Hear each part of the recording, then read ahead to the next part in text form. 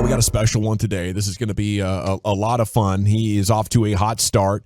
Already has a number of home runs and getting the job done for the Texas Rangers there at third base in his first full season. Josh Jung here on 105.3 The Fan. He's brought to you by the Junior Rangers and Cars for Kids. And a good afternoon, sir. How the heck are you? I'm good. How are y'all doing? We are doing great. Is there? You sound like a confident man. There's nothing here that's surprising you, right, Josh? This was this kind of level of success is your destiny. How you feeling about this great start you're off to in 2023? I feel like I had a decent start so far. Could cut the strikeouts down some, but other than that, I feel like everything's been going pretty well.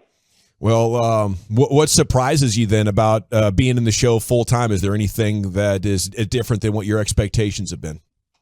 It just feels good to be like immersed in it, to be able to stick to my routines, be locked in to the everyday kind of grind, see how guys, do it on a day-to-day basis, especially early in the season. Because last year, at the end of the season, not necessarily coasting, but kind of toward the end, you could see the light at the end of the tunnel.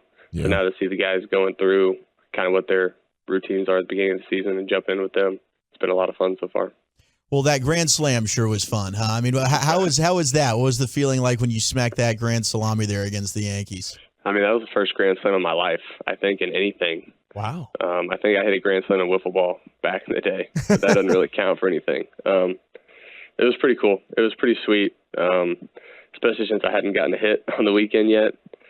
It was just pretty special to get us off and running there in the first inning against a pretty good pitcher. Hey, Josh. In Nestor. Oh, I'm sorry about that.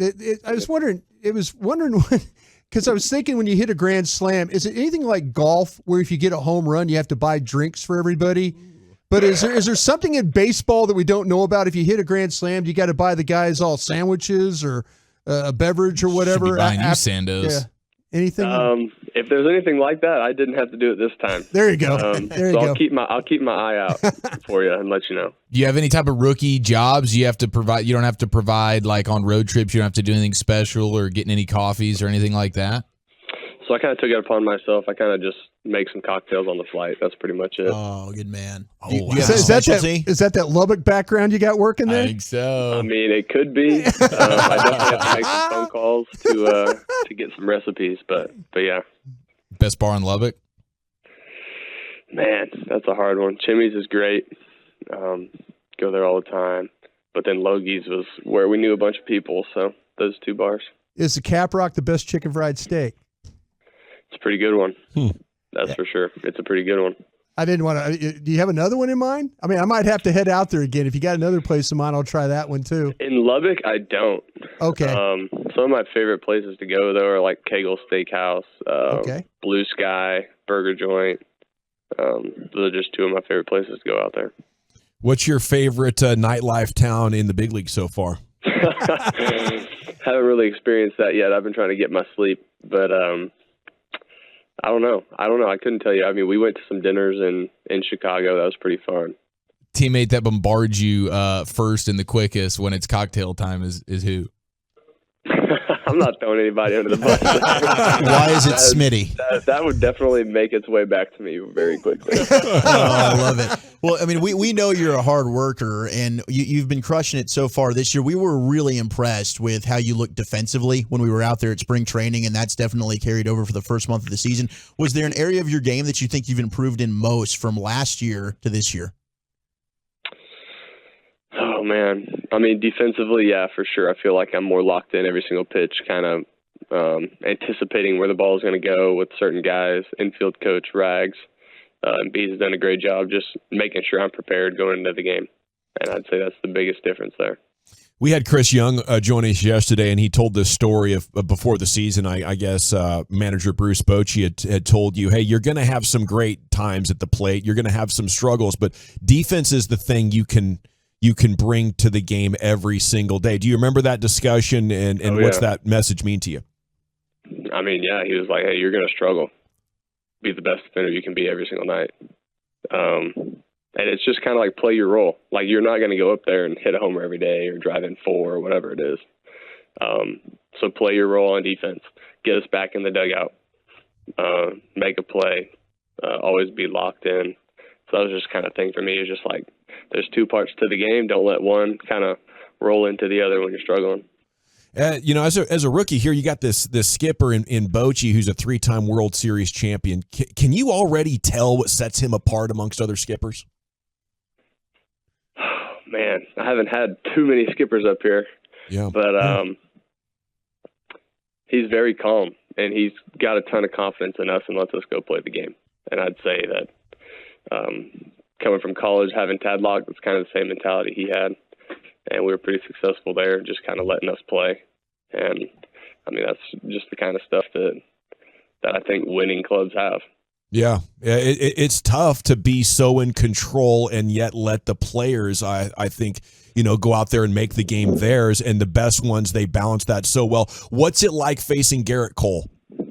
Well, I missed him this time. Okay. But, I mean, he's one of the best pitchers in the game. Well, I mean, so you're going in there and you're like, well, if he dots it, he's supposed to. If he hangs it and I get a hit, I'm supposed to. But it's kind of just like facing any other pitcher. He's got great stuff, and you just got to have a good approach, and you got to stick to that approach. Have you surpassed your own expectations through 1 month of the season? I set them pretty high. For myself. So I don't feel like I'm there yet, but we're on the right track. Well, Rangers rookie record for RBIs through right now the first month of the season. I mean, pretty freaking outstanding what you're doing, man. It really is. But I did want to ask you, you've got Corbin Carroll, who's going to be playing in this series against Arizona. Yeah. He was taking a few picks behind you. I think it's always interesting in talking with Jared about this as well. Like, do you pay attention to that at all, like how other players are doing from your draft class? Oh, yeah. I think I was the last one in the top 10 to get called up. I mean, due to a lot of injury stuff. But yeah, you definitely look and see. I check out all the guys' stats all the time just to see how they're doing. Because baseball is a small fraternity, and when you're on the same field, you are competing against each other, but off of it, you're still friends. You still keep in contact with each other. So always check in on those guys and see how they're doing. Is that a little chip on your shoulder, Josh? Always. Nice. Always got to have a chip. Well, we got big odds for you to win Rookie of the Year. I'm betting on it. I don't know how much you care about that. Gambling show here. But we're damn well pulling for you, man. Well, I appreciate it. Thank you. Hey, but before we let you go, Josh, I wanted to get a clarification on this. Are you saying wiffle ball grand slams don't count? Because that's all I got. Yeah. I mean, I was in a tournament in Houston this offseason playing wiffle ball with this group called Major League Wiffle Ball, and I hit a grand slam. That one definitely counted. Let's go. That definitely counted. I love it. Go ahead, Brian. Yeah. Hey, Josh, I want to ask you before we let you go here. When we see like the infielders come to the mound to kind of talk, do you offer anything, or do you just kind of stand there and then look around and check things out? Or are you a guy that's like going to say something when you're out there on the mound? Kind of, because we've always seen the mound visits always seem kind of funny. Is it funny, or is it kind of like, I'm not going to really offer much here right now? It really depends on the situation, kind of what's going on. But the big thing for me is just to offer some encouragement, let them know we're there, let them know we're behind them. Especially if they're up there and, they've had a longer inning or they've had a couple tough at-bats that didn't go their way. Just let them know, hey, we're still behind you. You going to go crush this batting practice now or what? Do what I can, yeah. Love it. Well, give him hell. We'll be pulling for you, sir. Thanks so much. Good to check in with you. Yep, I appreciate you guys. Thanks for having me on.